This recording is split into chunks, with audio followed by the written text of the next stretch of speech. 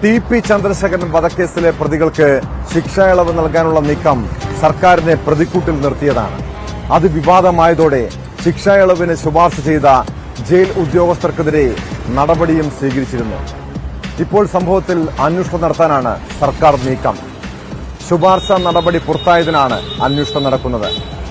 Jail വകുപ്പിൽ നിന്നാണോ പോലീസിൽ നിന്നാണോ കത്ത് ചോർന്നതെന്ന് കണ്ടെത്താൻ ആഭ്യന്തര വകുപ്പ് ഉത്തരവിട്ടു.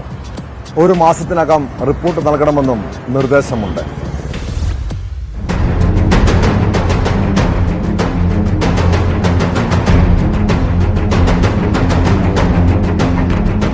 ടി.പി. ചന്ദ്രശേഖരൻ വധക്കേസിലെ പ്രതികളുടെ ശിക്ഷാ ഇളവ് നീക്കത്തിനായുള്ള പട്ടികയും കണ്ണൂർ ജയിൽ സൂപ്രണ്ടിന്റെ റിപ്പോർട്ടും ചോർന്നതിലാണ് അന്വേഷണം.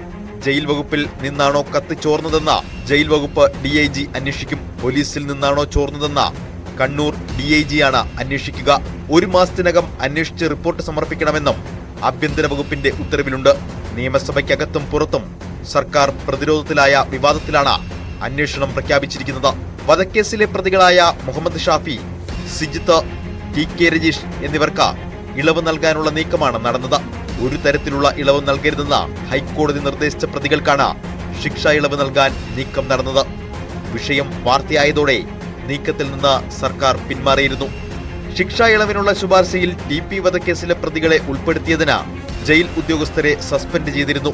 കണ്ണൂർ സെൻട്രൽ ജയിൽ സൂപ്രണ്ടിന്റെ ചുമതലയുള്ള joint superintendent KS Sreejith, assistant superintendent grade 1 BG Arun, assistant prison officer OV Raghunath എന്നിവരെയാണ് അന്വേഷണ വിധേയമായി സർവീസിൽ നിന്ന് സസ്പെൻഡ് ചെയ്തത്.